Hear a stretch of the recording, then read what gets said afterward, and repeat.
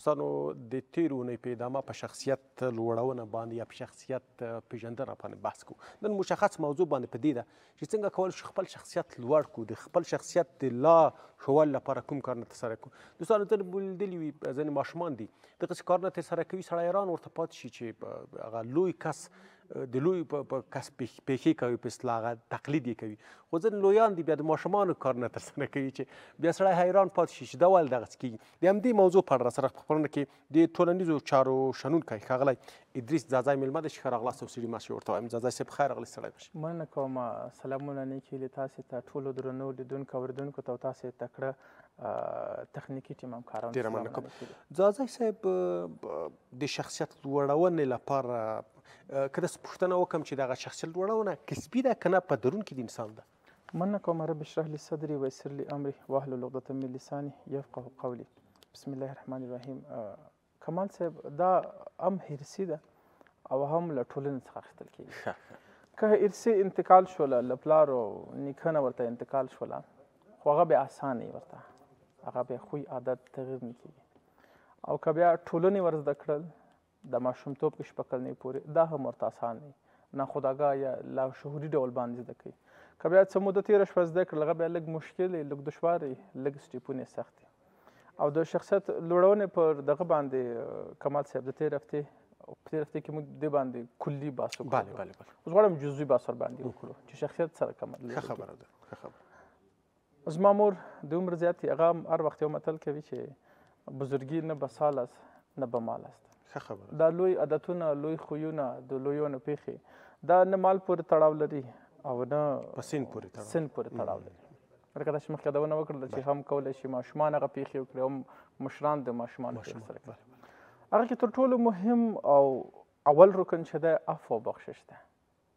هر چا چې عفو او بخشش زده کړل ولو که په هر سن کې و، ولو که 8 کلنۍ کې و، 20 کلنۍ کې و، 10 کلنۍ کې و، 15 کلنۍ کې و، 50 کلنۍ کې و، هغه بزرګي زده کړله. هغه د شخصیت لوړوالو اول سټپ زده کړل. ځکه عفو او بخشش یوازینی صفت ده چې هغه د الله عزوجل صفت دی، هغه انسان ته ورکړ. ته عفو بخشش کوه. حضرت محمد صلی الله علیه وسلم ځکه ډېر پې ګران و الله عزوجل باندې چې هغه بخشش ډېر کول، عفو ډېره کوله. هغه که موږ تاسې هر وخت سن سال کې سره زده کړل چې هر چا ته عفو بخشش وکړو، موږ تاسې بزرګي زده کړې ده، موږ تاسې لویي زده کړې ده، موږ تاسې ستروالی زده کړې ده. بیا عفو بخشش په دې معنا ده کمال صاحب چې ته د انتقام اخیستلو، د غچ اخیستلو پوره امکانات لري، پوره وس لري، پوره اختیار لري، مګر ته نه اخلي.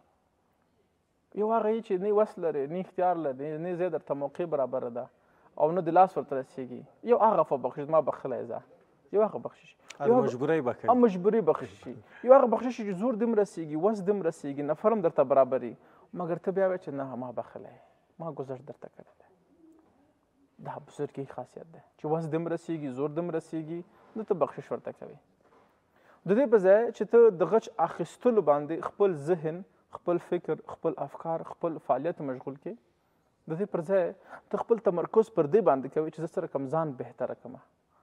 ځکه انتقام اخیستل، غش اخیستل انسان منفیتوب ته سره بیایي، انسان سره کوچنی کوي. بیا ته د انتقام اخیستلو لپاره هر منفي قدم اخیستلی شي، ځکه چې انتقام اخیستل د شیطان کار دی، د رحمان کار نه دی. رحمان کار گذشت دی، ومې بخښلی، عفو مې درته وکړه، گذشت مې درته وکړه. خو که چې غش اخیستلو فکر دې په ذهن کې راتاو شولو، هغه ته بیا شیطان هوا ورکوي.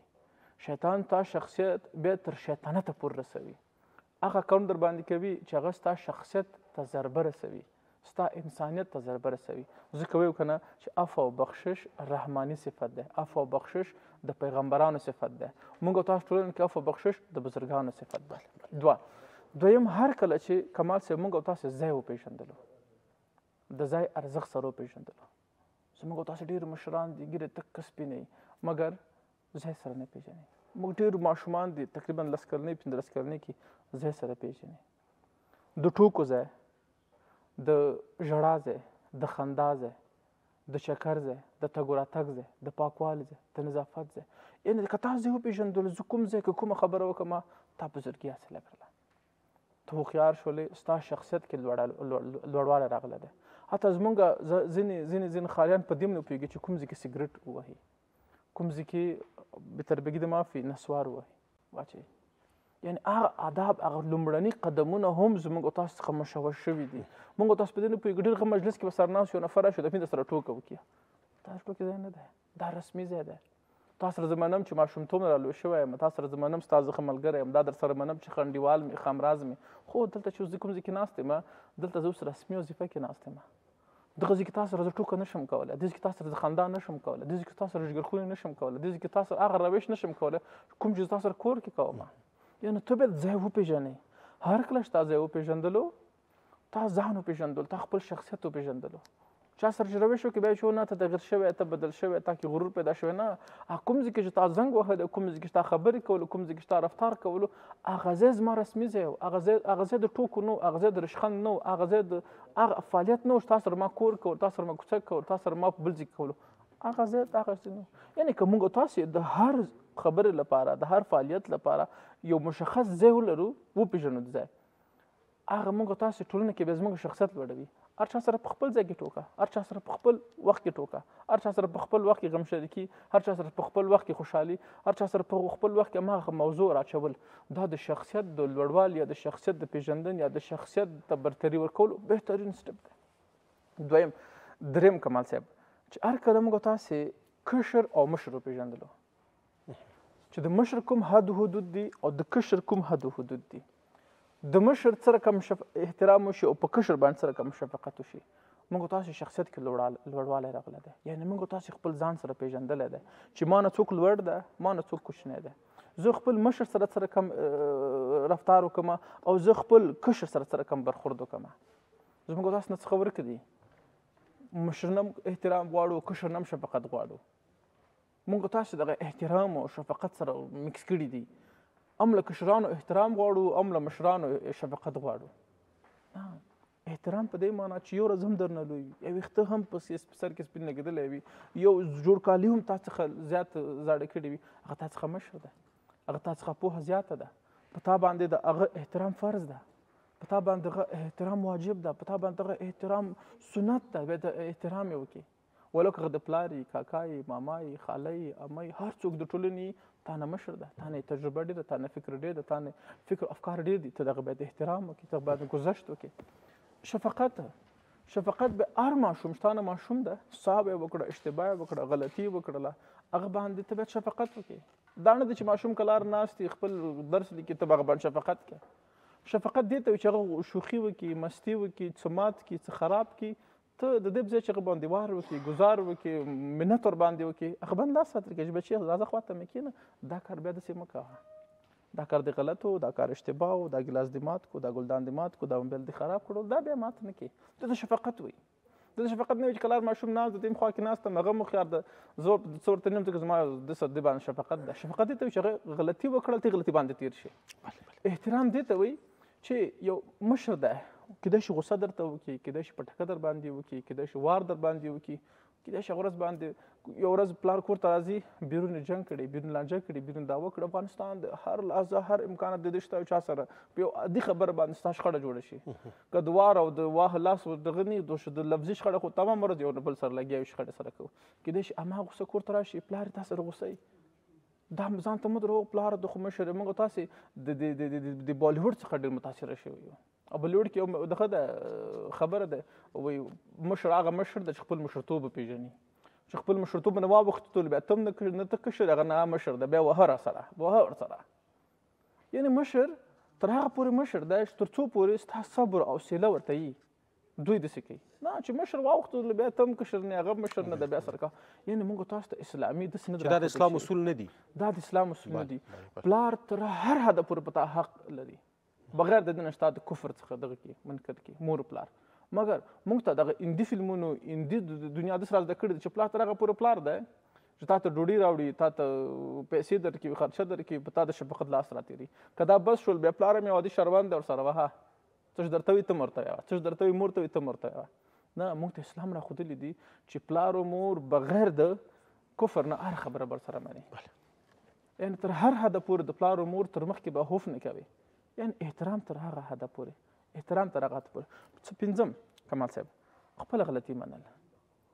وړی لوی یې کړي دي نه دي کړي، خپل غلطي ومنه او دغه ځکه پلان کې ځکه مانه غلطي شوی مانه اشتباه شوی و سهون شوی یا په دانایي شوی و یا په ناداني شوی یا پوه شولم یا پوه نه شولم رانه وشوله غلطي رانه وشوله ځینې ګناهونه کمال صاحب ځینې غلطیانې اشتباهګانې یي دا د آلاتو دا د افکارو دا د انډیوالانو دا د محل کې چې کوم محفل کې چې وي هغه ځان سره وړي اوس یو ورځ ټکر مو کړو لس نه یم پوه دا ټکر سره کم شوی دی شفخانه ته سره کم شوی یم خو شوق ګورم چې ډاکټر لاندې پروت یم څه شوي دي ټکر د کړی دی ځینې غلطیان هم کمال صاحب همداسې هېڅ نه پوهېږي یو وخت ګوري ما نه دا غلطي شوې ده یا الله ما ته بخښش وکړي خپله بخښنه غواړي همداسې د انسانانو سره هم باید دي غلطي وشوله اشتباه وشوله کمال صاحب پلانځای کې آلات هم داسې راغل مجلس هم داسې جوړ شول ما ته پسې غیبت وکړو تر ټولو مهمه خبره دا ده چې مقابل را بیا تا درک کړي چې تا د غلطي ومني صحیح دی خو دا وانه کړي در سره ډېرې په افغانستان کې توقدې اخیستل کېږي اول کې مې ویل که نه اول قدم چې دی چې عفوه وکړي نفر درته راغلو غلطي دې ومنله چې ما غلطي کړې اشتباه کړې سهوه مې کړی دی یا حالاتو مجبور کړم یا گفتار مجبور کړم یا محفل مجبور کړل غلطي رانه وشوله زه بخښنه غواړم آخري بیت چې دی چې ته باید بخښنه وکړې او خپله غلطي ومنې یو غلطي ومنله یو شخصیت بهتره شخصیت غلطي ومنله یو بهتره شخصیت بخښش ورته وکړلو یعنې د دواړه باید په بهتره اشخاصو کې هماغه ده چې په ګذشت په ژوند کې ګذشت مهم دی او مخکې ژوند همدا ده چې ټولنه بیا سالمه منځته راځي ورور څخه بخښنه وغوښتله کمال صاحب ما ته یو کور کې یو ګذشت هم راځي خبر هم راځي ټیټ هم راځي جګ هم راځي خفګان هم راځي جنګ هم راځي دعوه هم راځي لانجه هم راځي دوه دغه کابونه چې خپل میندې سره کوي د اواز سره کوي بیا خو ما او تا سره ورونه یو کور کې غلطي به تا نه هم کېږي ما نه به هم کېږي اشتباه به تا نه هم کېږي ما نه به هم کېږي تا نه به هم ساوه کېږي ما نه به هم ساوه کېږي خو زه به کله غلطي منم کله به ته خپله غلطي منې کله به زه ګذشت کوم کله به ته ګذشت کوې هغه عقده په زړه کې نه نیول دا د بهترین شخصیت صفت ده